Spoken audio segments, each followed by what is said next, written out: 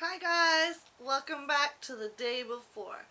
I haven't made a video about books I've read for a really long time, have I? So let's do that today. Let's talk about it.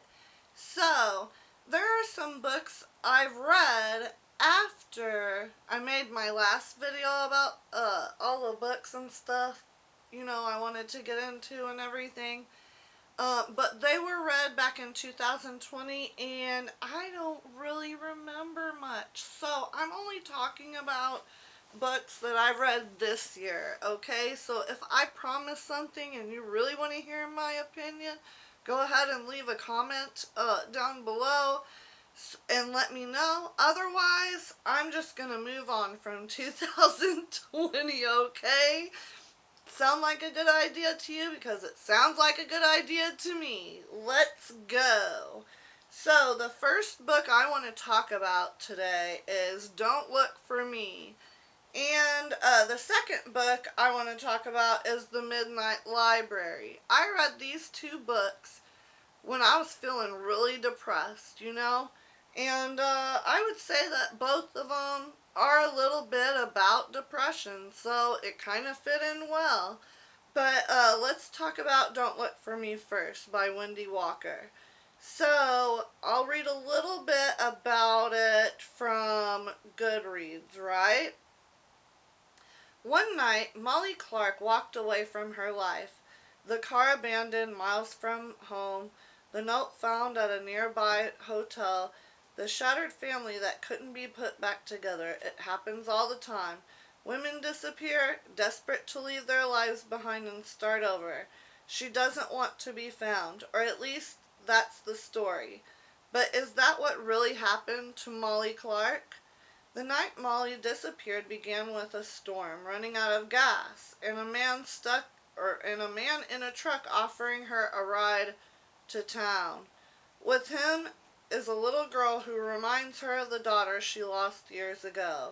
It feels like a sign.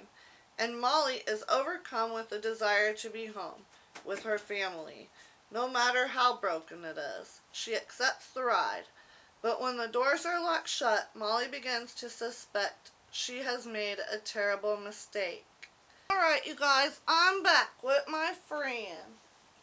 I'm going to try to get him to sit with me here or lay down or something, so if I have to take a little break, that's what it is.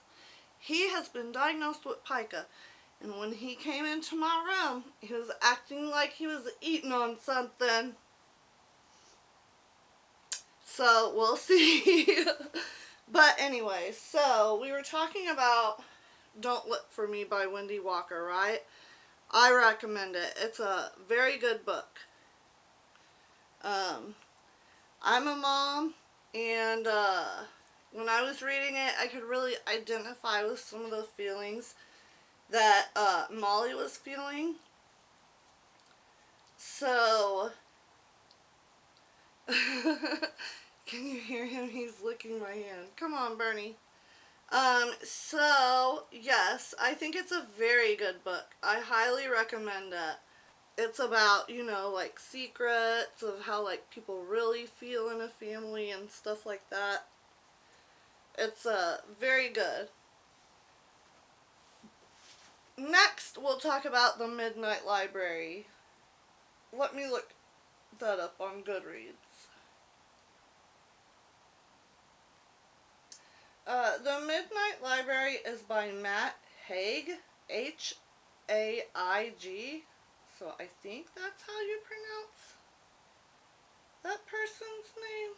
On Goodreads, it says, between life and death there is a library, and within that library the shelves go on forever. Every book provides a chance to try another life you could have lived, to see how things would be if you had made other choices. Would you have done anything different if you had the chance to undo your regrets? A dazzling novel about all the choices that go into a life well lived, from the internationally best-selling author of Reasons to Stay Alive and How to Stop Time. Somewhere out beyond the edge of the universe there is a library that contains an infinite number of books, each one the story of another reality. One tells the story of your life as it is, along with another book for the other life you could have lived if you had made a different choice at any point in your life. While we all wonder how our lives might have been, what if you had the chance to go to the library and see for yourself?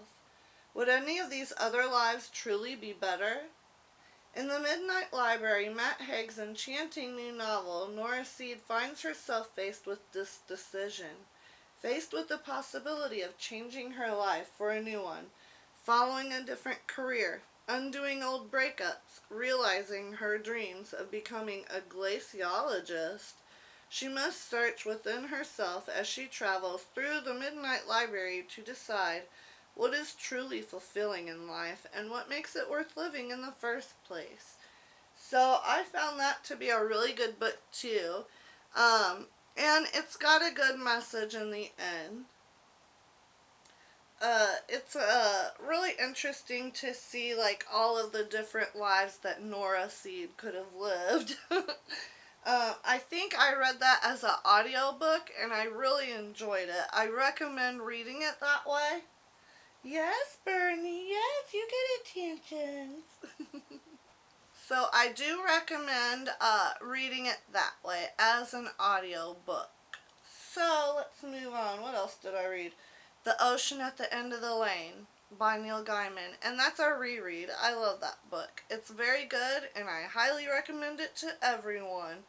I think I sent that book and the Graveyard book to my dad for Father's Day, and I hope he loves them. So, let's see what else. Oh, Perfect Little Children by Sophie Hannah. Let me read you a little description of that one. That's a good one, too. Any Neil Gaiman book you want to pick up, just pick it up. It's gonna be good, probably. I don't think I've ever disliked anything by Neil Gaiman that I've read. And I don't think I've just, like, not finished reading anything either, so. Oh, yeah. Perfect Little Children by Sophie Hannah. I think, I talked about this, like, in a way that I was, like, so excited after I read it that one of my friends went and bought the book to read, too. All Beth has to do is drive her son to his under-14s away match, watch him play and bring him home. Just because she knows her ex-best friend lives near the football ground, that doesn't mean she has to drive past her house and try to catch a glimpse of her. Why would Beth do that and risk dredging up painful memories? She hasn't seen Flora for 12 years. She doesn't want to see her today or ever again, but she can't resist. She parks outside the open gates of the Newnham house, watches from across the road as Flora and her children, Thomas and Emily, step out of the car, except there's something terribly wrong. Flora looks the same, only older. As Beth would have expected, it's the children. 12 years ago, Thomas and Emily were 5 and 3 years old. Today, they look just as they did then. They are still 5 and 3. They are Thomas and Emily. Without a doubt. Hillary hears Flora call them by their names, but they haven't changed at all. They are no taller, no older. Why haven't they grown? Yes, it is a good book. And I didn't have it figured out at all. I didn't have it figured out at all at the end, so I really liked it. And then I read From Here to Eternity by Caitlin Doughty, and she has a YouTube channel. I think it's called Ask Her Mortician. I watch a lot of her videos and really enjoy her. So I think this last book, no, she has a book for children I don't think I've read. But I think this last book, From Here to Eternity, after I read that, I've read all of her books.